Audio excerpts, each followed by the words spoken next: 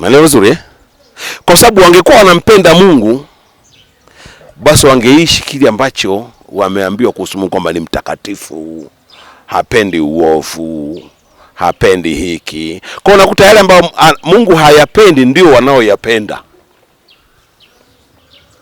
binadamu. Yale ambayo Mungu hayapendi ndio wanaoyapenda.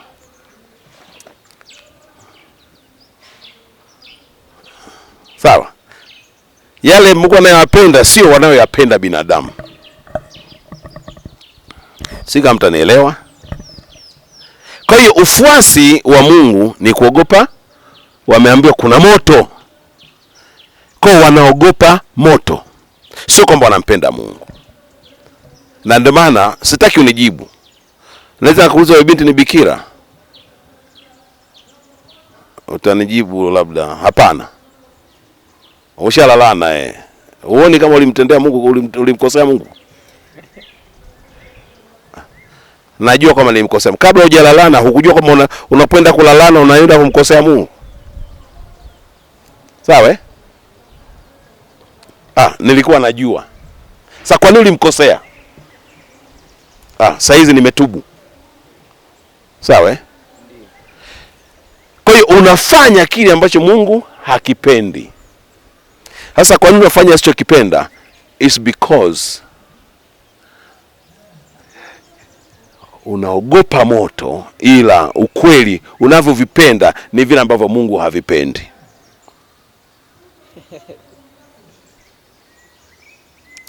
Ndio maana wengi tuko magerezani ni Wakristo na Waislamu, kwa sababu tunavipenda vile ambavyo Mungu havipendi. Kwa hiyo watu wengi huyo Mungu mwenyewe hawampendi, isipokuwa wanapenda kwa sababu katika dini Mungu ameamrishwa kama ni kamanda fulani linalotisha, ambalo kazi yake ni kuwapeleka kuwachoma watu kama mishikaki. Unaona? Kwa hilo lijitu ambalo liko mbinguni watu wanaliogopa. Sawa? Likoje? Wanasema limeweka njia mbili. Moja inaenda motoni, moja si kwenye mazuri. Yaani wamepewa watu, fikra zimejengwa. Kwa lidudu linatisha linaloitwa Mungu. Liko tayari kuchoma moto afu lina huruma. Lina huruma sana. Linawapenda sana, ila limewaandalia moto. Kwa hiyo ni picha. Kwa hiyo picha ya kidini inavuruga kichwa cha binadamu mpaka elewi apende nini. Lakini binadamu tunachokipenda ni kile cha kibinadamu, sio cha kimungu. Siko ananielewa vizuri? Tunachokipenda ni kile cha binadamu, sio kile cha kimungu. Sawa? Ndio maana anapenda sana kutoa mahusiano dhambi ya mahusiano ni kama ndio inayovutia zaidi. Sawa? Ndio. Kwamba mimi napenda huyu binti, natamani huyu binti niwe naye.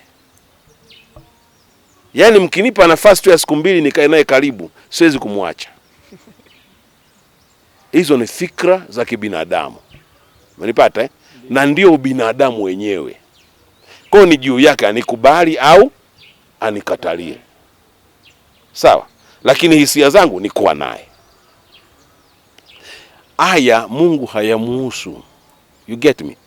Na ndio maana watu wa zamani walidhibitiana wenyewe kwamba lazima uwe bikira unapoenda kuolewa, lazima uwe hivi. Walidhibitiana wenyewe katika mila na desturi. Sasa hili limeeleweka kwamba kwa nini watu hawampendi Mungu ila wanamuogopa.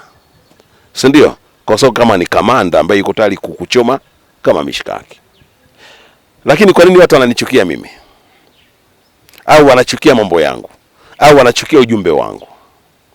Ni kwa sababu ujumbe wangu haufanani nao. Yaani wewe umeokoka kwenye dini muda mrefu, umeaminishwa kwa miaka mingi, alafu anatokea mtu anasema Mungu ni mshenzi. Utampenda? Hapana. Huwezi. Kwa nini? Kwa sababu hicho kinachoitwa Mungu kwako kinatisha mno. Yaani huyu ana uhuru gani wa kusema Mungu ni mshenzi? Yaani hicho kinachoitwa Mungu hicho kwako kinatisha. Yaani hata unyayo wako kukugusa hicho kitu cha Mungu kinatisha. Na ndio maana unamwona mtu anasema Mungu ni mshenzi, ni kama amelaaniwa hivi. Alafu unahisi huyu Mungu atampiga pigo huyu, yani afe hata kesho yani. Kwa sababu unaamini katika Mungu kwamba Mungu anaenda kinyume na Mungu atapigwa mapigo makubwa sana. Kwa unasema huyu Mungu lazima atamshushia mapigo. Kwa mimi tangu niseme vibaya kuhusu Mungu na ninasema tena na nipo. Kwa watu wananishangaza, mwanadamu Mungu amshushie mapigo. Lakini inawezekana ipo siku Mungu atamshushia mapigo. Wananiuliza swali sasa, wewe hiyo pumzi unayovuta hiyo ya nani? Hiyo sio pumzi ya Mungu. Scientifically oxygen ipo, mimea yani oxygen ipo, mimea inatumia, kuku wanatumia, ng'ombe wanatumia, kila kiumbe kinatumia. Nitashindwa kuvuta pumzi tu mapafu yangu yakikosa nguvu, ambapo ndo naenda kaburini. You get me? Yes. Kwa hiyo pumzi hatoi Mungu ipo. Hata jangwani ipo. Popote pale. Mimi wanasayansi wanasema mimea ndio inaleta nini? Oxygen. Mimi wanajiuliza maswali, jangwani unakuta hakuna mmea hata mmoja, lakini binadamu wanavuta oxygen. Kule jangwani oxygen inatokea wapi? Na hakuna mimea. Sawa? Ndio. Mimi mtu wa kuprove sijamuona bado. Lakini kuna watu wanaishi Uarabuni huko, ni jangwa. Hakuna mti hata mmoja, lakini viumbe wanafanya nini? Wanaishi. Kule oksijeni inafikaje? Inazaliwa na michanga? I don't understand. Kwa kuna vitu ambavyo wanasayansi wanatakiwa kuprove. Kwa hiyo swali la pili nalo nimelijibu. Thank you. Tunashukuru sana Mwalimu Clemence Mwandambo, na hilo swali lilikuwa kutoka kwa Deputy Head of Brand wa Swahili Family. Anayefuata ni Mr. Mzumbe aliyepita, atatupa kidogo na yeye swali moja kwa moja kwenda kwa mwalimu. Karibu sana mdogo wangu. Asante sana.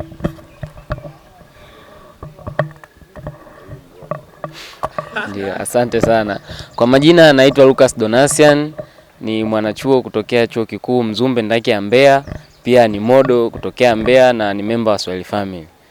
Swali langu kwanza kabisa nikuulize, ni kitu gani kilikufanya uanze kuweka mahojiano juu ya uwepo wa Mungu? Na unaposema kwamba mahojiano kwamba unavokataa kwamba Mungu hayupo, na yani kitu gani kilikufanya uanze kuweka hayo mahojiano? Na unaposema kwamba Mungu hayupo unamaanisha nini hasa? Asante. Ni swali zuri sana, mimi nimelipenda Mwalimu Clemence. Anamaanisha kwamba sio kitu cha kawaida yani binadamu tu kuanza question uwepo wa Mungu, na ukizingatia kwa jamii zetu za Kiafrika. Why wewe yani kwenye hicho kitu ambacho sisi wengi tunaona sio cha kawaida, wewe ukaenda nacho.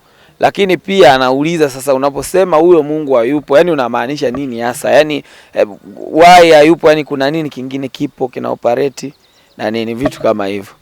Karibu sana Mwalimu Clemence. Yani sehemu ni kama nimeshajibu, lakini issue ni kwamba kama unasema Mungu hayupo, si ndio?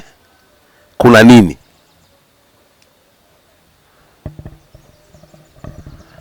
Nataka nikwambie jambo moja. Ipo nguvu. In English tunasema natural power. Natural power. Katika natural power nikuuliza swali. Hivi unajua unaweza ukaota ndoto. Sawa? Baba mdogo Kyela amefariki. Sawa? Kuna watu wana ndoto nzuri sana, alafu mchana ikaja jibu hilo liloota kwamba baba mdogo amefanya nini? Amefariki. Yani kama ulivyoota. Nani ameshuhudia hicho kitu? Shawahi kusikia. Umekiona? Yes. Ni kitu gani kimesababisha wewe uoteshwe baba mdogo amefariki? Ni kwa sababu ya natural power.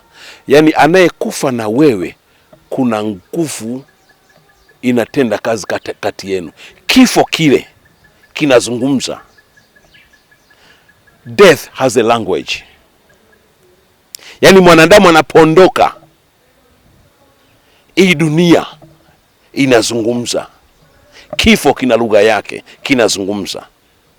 Kwa hiyo kuna watu ile lugha ya kifo inawafikia. Death is nature. Kwa hiyo kuna nguvu ya asili, ambayo nguvu siwezi kuita Mungu, kwa sababu wanaoteshwa wengine hata wasali. Unaelewa vizuri eh? Kwa hiyo ile ni natural power. Swali lingine, nani uliwahi muwazia mtu afu ghafla anatokea? Ni uko unamwazia tu mtu alafu ghafla huyu anatokea. Yes.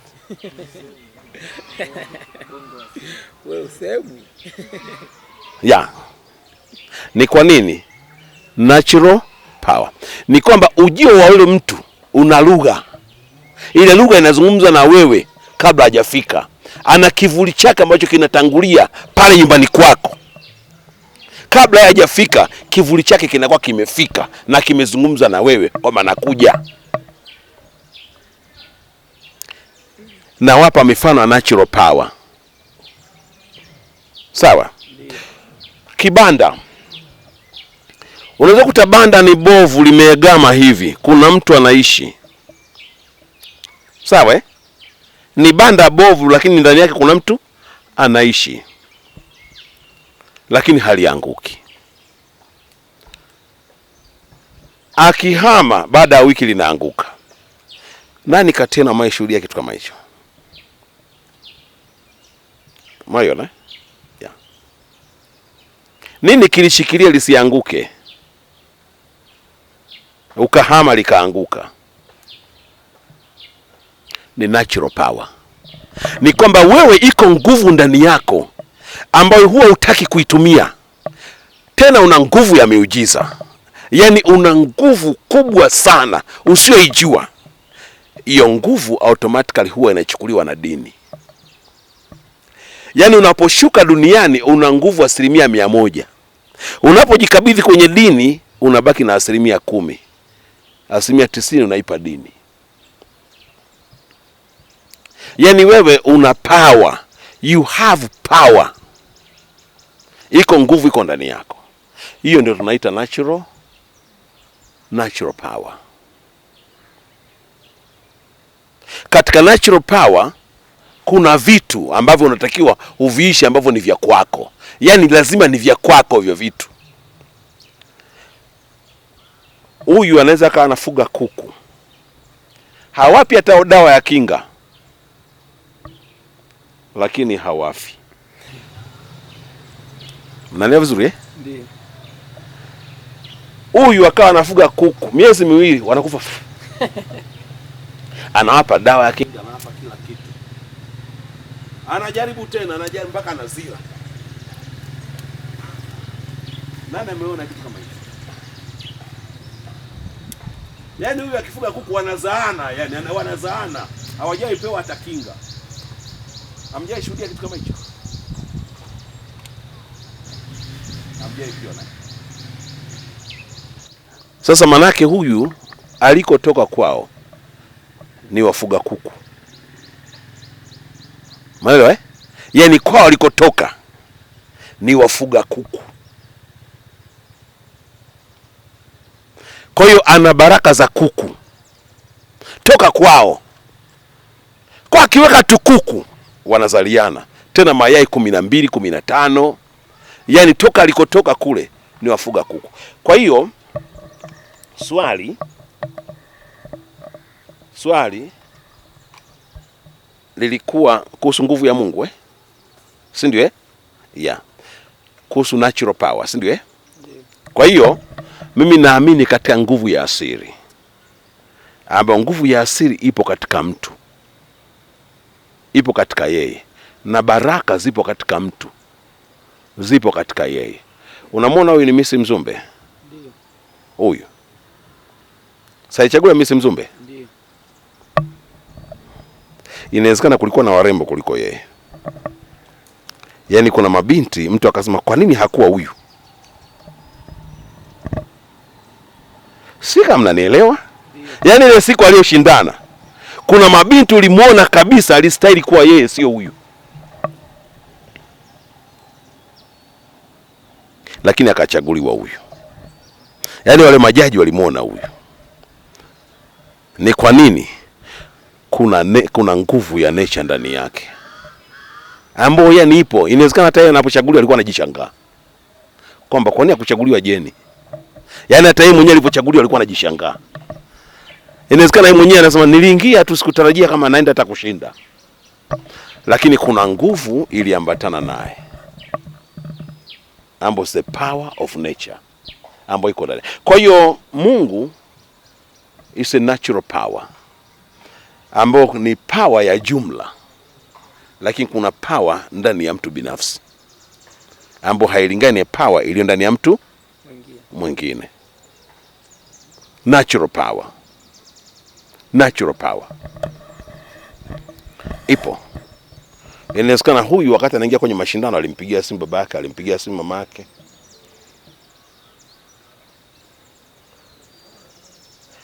Inawezekana wengine hakupiga hata simu kwao. Inawezekana wakati anashiriki kuna vitu alikuwa anafanya ambavyo zake hajawahi vifanya.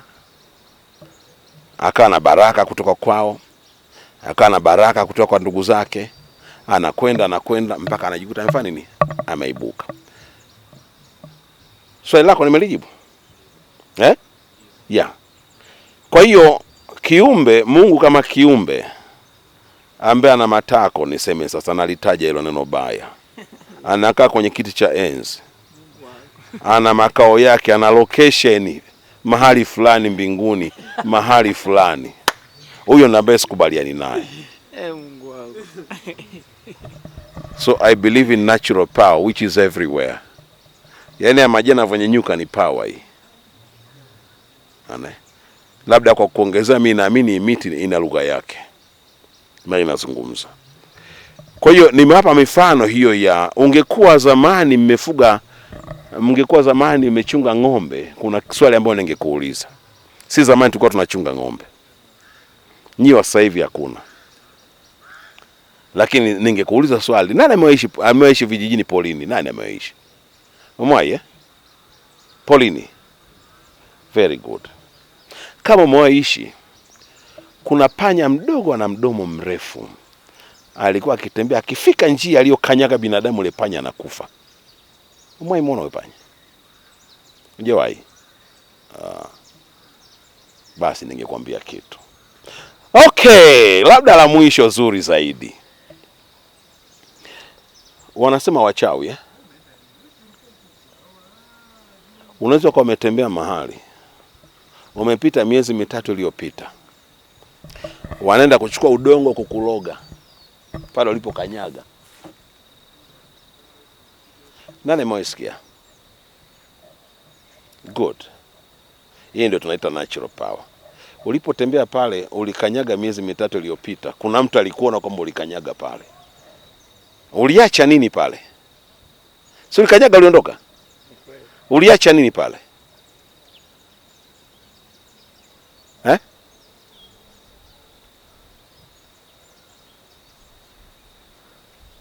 Lakini nyayo zako kila unapokanyaga inaachilia nguvu. Yaani wewe ni kiumbe ambacho sio cha kawaida, ila huwa mjijui. Unapeleka nguvu yako kwa mchungaji na kwa askofu. Kila unapokanyaga kuna nguvu unaachilia kwenye ardhi. Kila unapozungumza maneno kuna nguvu kutoka kwenye kinywa chako unaiachilia. Na ndio maana nasema usipende kuropoka, usipende kusema ovyo. Usipende kusema mimi nina mkosi, mimi sifanikiwi. Utakuwa hivyo unavyosema ndivyo maisha yako atakavyokuwa. Utakuwa hivyo hufanikiwi kwa sababu unajisemea mabaya kwenye nani. Yaani mimi basi tu unafikiri mimi nitafanikiwa? Unafikiri mimi nitafanikiwa? Mimi siwezi kufanikiwa. Kwamba kila neno nalo ulisema lina nguvu kutoka kwenye kinywa chako. Kwa kila neno ni nguvu unaiachilia hapa duniani.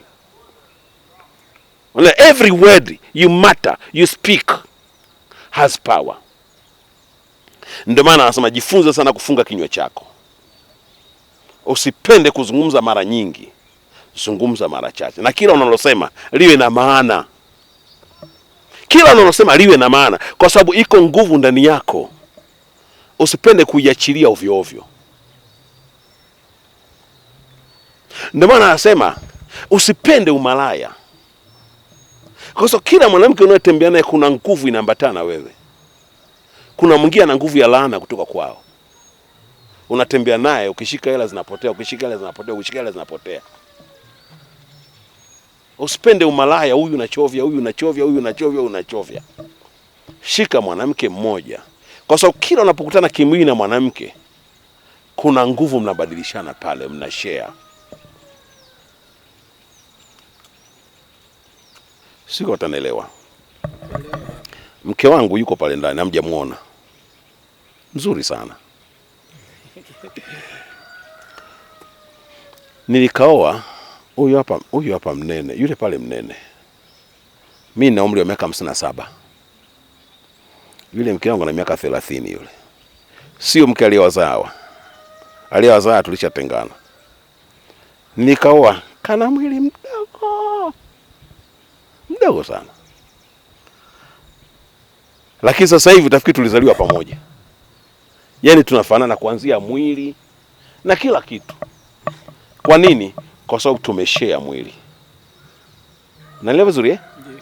Tumeshare power. Sasa hivi mpaka unaanza kusema mbona tufikiri mnaanza kufanana nyinyi? Kwa sababu we share power between us. Kwa unapokutana kimwili kuna power mnabadilishana. Kwa hiyo ukiwa malaya una share power yako ovyo ovyo na utu wako unadhalilika. Kwa nini? Kwa sababu iko nguvu ambayo iko ndani yetu. Usije ukaidharau hiyo nguvu. Iko ndani yetu. Usipende kuishare ovyo ovyo. Una share baraka zako, una share laana, una share kila kitu. Ndio maana kuna maneno hata unapozaa mtoto. Umejifungua mtoto mdogo. Kitovu chake kile huwa tunakichukua wengi wanatupa, lakini mimi kitovu cha mtoto wangu sijawahi tupa. Pale ninapokifukia, sio kidini, ninazungumza maneno katika kile kitovu ninapofukia. Na kile kitovu kina tabia kuangalizwa juu, chini, chini, juu. Kuna kanuni yake. Na nanena juu yake kwamba kitovu hiki mtoto wangu asiwe wa kufeli kwenye maisha, awe ni wa kufanikiwa, awe ni mfalme katika jamii, akasimame katika jamii, akaonekane kila anakokwenda, akawe kiumbe wa baraka. Ninanena juu ya kile kitovu, ninakinenea. Kwa hiyo ninaamini watoto wangu hata siku moja hawatakuwa kufeli. Kwani kwa sababu kuna maneno nimenena juu yao. Siko mnanielewa vizuri? Yes. Yaani kwa hiyo kitovu kinadondoka na kidaka. Mke wangu funga hiki, nitaenda kukifukia nyumbani kwetu Tukuyu. Ndio nitakako kwenda. Na kile kina kanuni yake. Juu chini juu. Ukipeleka chini huwa tunaamini kwamba mtoto mwanamume kama alikuwa anaweza kawa hanifi, kwa sababu ukifunika juu ukapeleka chini chini juu, basi huku chini kunakuwa huku kunakuwa ndio hivyo hivyo, hakueleweki. Wazee wa zamani walikuwa wanajua, nyiwa sasa hamjui. Kwa iko nguvu ndani yako ambayo hutaki kuishare ovyo ovyo. Ndio maana maneno jizuie sana. Yanasafiri kama moto wa nyasi kavu. Usio kumlaumu mtu kwamba ulimwambia huyu, kwa nini ukamwambia yule na yule kamwambia yule na yule kama. Ni wewe chanzo uliyosema. Nimemaliza. I believe in natural power. I believe in natural power. Na hekima iko katika natural power. Asante. Samahani, kabla sijampatia mic mtu mwingine, kuna kitu hapa umeongea. Naomba unipe ufafanuzi dakika moja. Tumekuwa tukisoma Biblia muda mrefu, lakini umezungumza kwamba Mungu, yani namna alivyokuwa anamuelezea ni kama ana mwili, ana mkono, ana nini. Wewe umejuaje hivyo vyote kwamba mwili Mungu ana mwili hivi, ana mkono na nini? Jamani, mnapenda kusikia? Okay. Unaposoma kitabu cha Luka pale sura ya 2, wanasema Bikira Maria anaambiwa utashika mimba, utazaa mtoto mwanamume. Anasema ilitakuwaje jambo hili, maana mimi simjui mume. Anasema Roho wa Mungu atakujilia juu yako, na nguvu ya Mungu itakufunika, na kitakachozaliwa kitaitwa kitakatifu, mwana wa Mungu. Roho wa Mungu atakujilia juu yako, na nguvu ya Mungu itakufunika. Wewe wanaume wanakujilia juu yako.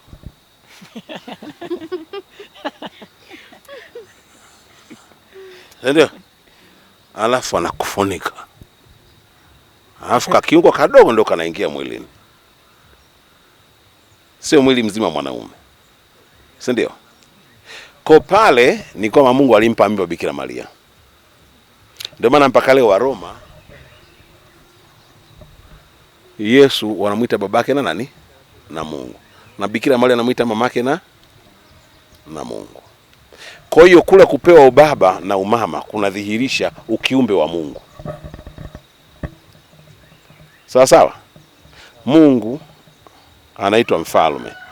Lakini Mungu ana kiti cha enzi jamani. Mungu ana location na makao yake mbinguni. Nani hajasikia Mungu ana makao mbinguni? Wote tumesikia. Tumesikia. Yeah. Sasa kinachokuwa na makao ni nguvu, ni kiumbe. Kiumbe. Kiumbe. Ndio kinakuwa na makao. Yes. Kwa hiyo sijaona kwamba Mungu ni nguvu, ninaona ni kiumbe ambao liko mahali fulani. Ukiliita linakuja. Ukilifukuza linaondoka. Mvua inakuja. Nashukuru sana. Jamani, mvua imekuja, naona mmebakia watu wawili. Kati yenu nyewe wawili kuna ambaye labda hana swali kabisa au wote mnayo? Wote mnayo? Haya, anza brother hapa. Tutauliza mapema ili na baba ajibu mapema. Tuwai mvua. Asante. Kwa majina naitwa Baton Kabungu, fundi bomba.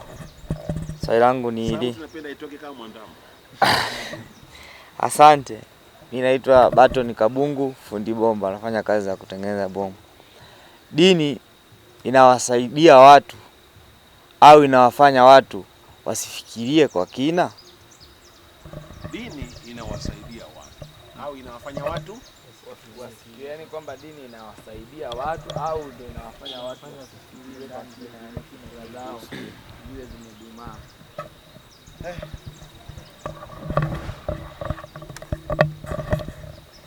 Nikwambie jambo moja, dini haijawahi msaidia mtu. Hili jambo nimeshalijibu. Dini inakufanya kuwa mfuasi. Unaelewa vizuri? Dini inaondoa uhuru wako. Unapojiunga na dini unaanza kufikiri kidini. Hufikiri kama wewe. Yaani kwamba mimi ni John, sasa nafikiri kama John. Unaanza kufikiri kidini. Na hata watu utawahukumu kidini. Siko nanielewa vizuri eh? Ndiyo. Yaani msabato atamhukumu Mroma kidini kwa misimamo ya kisabato. Ataona Waroma hawafai. Na Mroma ataona Wasabato hawafai kwa misimamo ya Kiroma. Na mlokole atawaona Waroma hawafai kwa misimamo ya kilokole. Kwa hiyo ukishajiunga na dini unakuwa na fikra za kidini na hukumu zako zinakuwa za kidini. Hui wewe. Ndio maana mimi kuna mtu kama klipu zangu za mtandaoni waliuliza akasema, "Mwandamo, ni tabia gani mbaya unaichukia?" Niliulizwa hilo swali. Nani aliona hiyo clip? Hamkuiona eh? Ni tabia gani mbaya unaichukia? Jibu nililotoa ni kwa mimi sijui kama kuna tabia mbaya. Ni kwa nini? Nikasema tabia mbaya inatokana na mtu. Yaani ubaya wa kitu unaonwa na mtu. Yaani kuna jambo ni baya kwa Wasafa, ni zuri kwa Wanyakyusa. Kuna jambo ni baya kwa John, ni baya kwa zuri kwa Juma. Kwa hiyo ubaya wa mtu hauwezi kutoka kwangu. Kwa hiyo inategemeana kwa nini nikiite kitu ni kibaya. Kwa mimi hakuna ubaya ninaochukia kwa sababu si ujui upi ni ubaya na upi ni uzuri.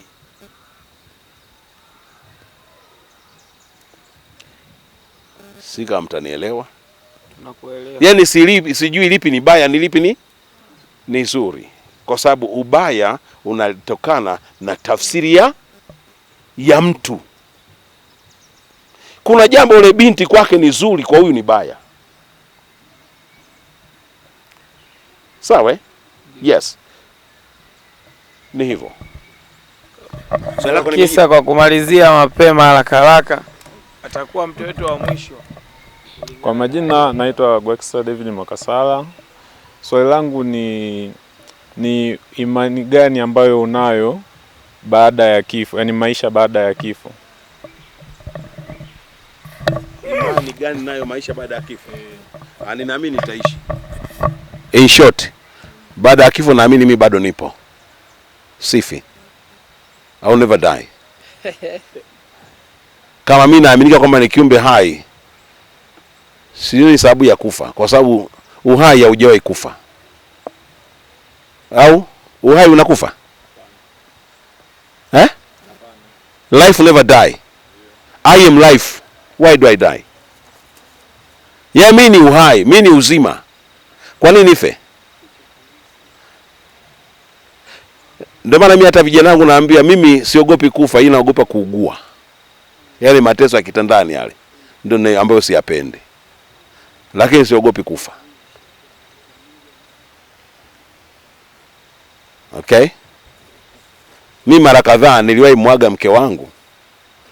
Ugonjwa, nimekunywa chloroquine imegoma. Nimekunywa malaria queen imegoma.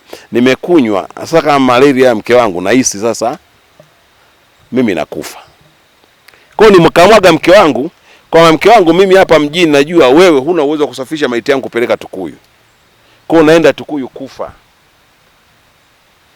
Kwa hiyo niliondoka huko kuelekea Tukuyu kufa. Alafu kwenye kosta nikapona. Nikafika Tukuyu mzima. Unaona mambo yalivyo Lakini nilikuwa naelekea Tukuyu kufa. Nimemwaga mke wangu kwamba mimi mke wangu naenda Tukuyu kufa. Kwa hiyo ukisikia nimekufa, basi wewe beba familia, fanya haya na haya na haya na haya, njoo Tukuyu kunizika. Basi. Kwa I'm not afraid of kifo. Mimi ninachokiogopa ni kuteseka kitandani. Ndio kitu pekee ambacho sikipendi. Lakini sio kifo. Kwa sababu huwezi kuogopa mlango ambao lazima upite. Kifo ni kama mlango ambao lazima upite. Yaani huwezi kukwepa. You can never avoid it. Jamani, asanteni sana. Wote wameuliza? Wote wameuliza. La mwisho tu kwangu mimi mwenyewe.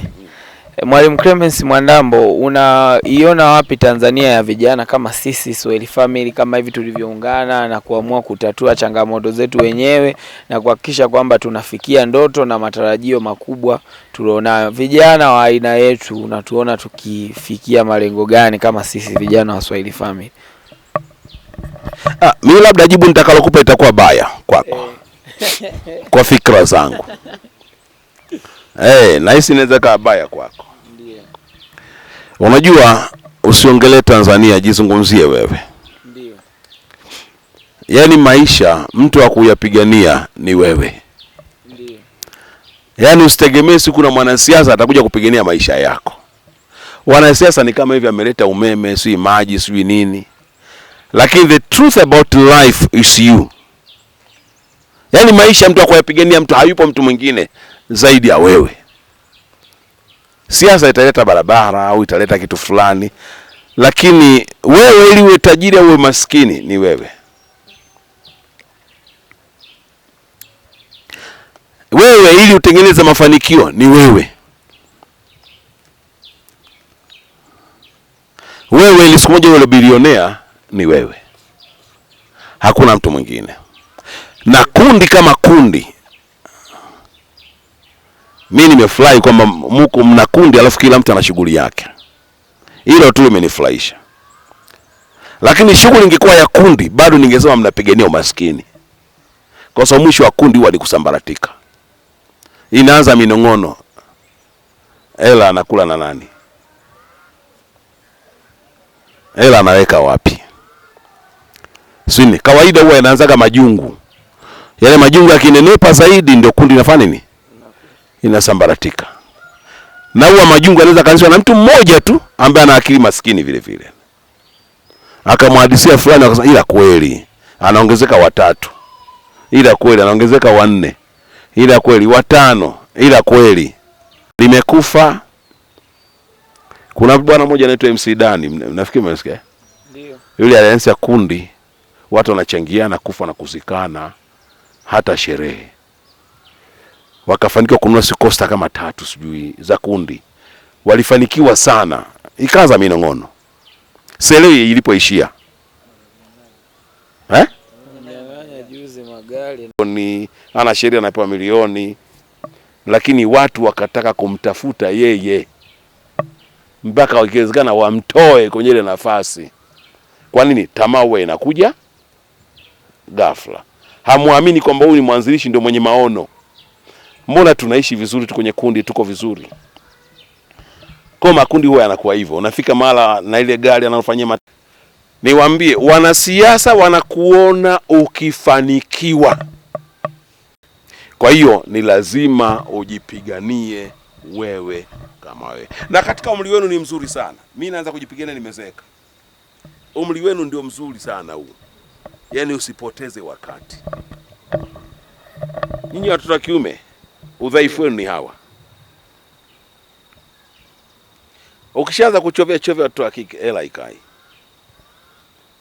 Utamu, hela ikai. Yaani ukishaanza kutafuta utamu, hela haikai. Eleza usimame katika kuisimamia, kwa sababu unataka siku moja uwe mtu aliyefanikiwa. Basi simamia mafanikio yako. Kama hivi una kamera, ujue siku moja nitanunua hiki, nitaongeza hiki, nitaongeza hiki, lakini huwezi kuongeza kama hela haikai. Kwa sababu ili umchukue binti kama huyu. Umeelewa? Ili umchukue binti kama huyu, aidha una ghetto. Na ukija na ghetto, lazima mwanaume utumie pesa. Umeelewa vizuri? Ndio. Ukipeleka guest, utachukua ulipa chumba 20,000. Utanunua chakula 30,000. 40,000. Na yeye utampa 20,000 ya kurudia nyumbani. 20,000 unajua ni hela ndogo sana Ndio. Kwa utaikuta ili uende na huyu unahitaji kama laki hivi. Hata fikiri unaipoteza laki. Babako hujampa, mamako hujampa hata senti 5. Au ujala. Wewe ujala. Yaani kisha mkishamalizana akiondoka ndio nakimbilia chips kavu. Umetumia laki gharama ya kupata stari na mwanamke. Anaondoka ndio nakimbilia chips kavu za 2,000. Ndio maana huwa nawasifu sana wakinga. Kuna mkinga hapa? Watu wanasema wakinga wachawi. Wakinga sio wachawi. Mkinga anaweza kuwa anamiliki bilioni 2 lakini anakula matembele. Sisi Wanyakyusa nikimiliki bilioni 2 nitaishi maisha ya bilioni 2. Sasa Wanyakyusa watujui kujinyima. Yaani Mnyakyusa hajui kujinyima. Nikiwa na hela watajua Mwandambo na hela. Mkinga anaweza kumiliki hela lakini anatembelea makatambuga. Ndio tofauti tulionayo. Kwa hiyo swali lako lilikuwa vijana tufanyeje? Mimi nasema ndio. Jipambanie. Yaani jipambanie. Ikiwezekana usilale usingizi ili ufanikiwe. Ikiwezekana usingizi usilale ili ufanikiwe. Na hakikisha kwamba kila senti inayoingia ina thamani yake. Kila senti ulionayo inabeba thamani. Sisi tulichelewa huko nyuma, tumeanza kuinuka uzeeni. Hasa nyinyi katika ujana huu jitengenezee thamani. Sawa baba. Utafanikiwa. Asante sana. Nafikiri nimemaliza. Haya yalikuwa ni mahojiano ya moja kwa moja baina ya viongozi wa Swahili Family na baba yetu Clemence Mwandambo. I hope umejifunza vitu vingi na umekuwa chachu ya mafanikio. Tunatamani mahojiano haya yakawe mwanzo mpya wa maisha yako, yakafanyike kwa njia mpya wewe kufikiria na kuyaona maisha yako kwa upya. Mimi ni Shedrack Noeri na mimi nimemaliza. Asante sana baba yetu Clemence Mwandambo kwa kutupa muda wako, lakini pia tuna imani mtajifunza sana kupitia video hii. See you at the top.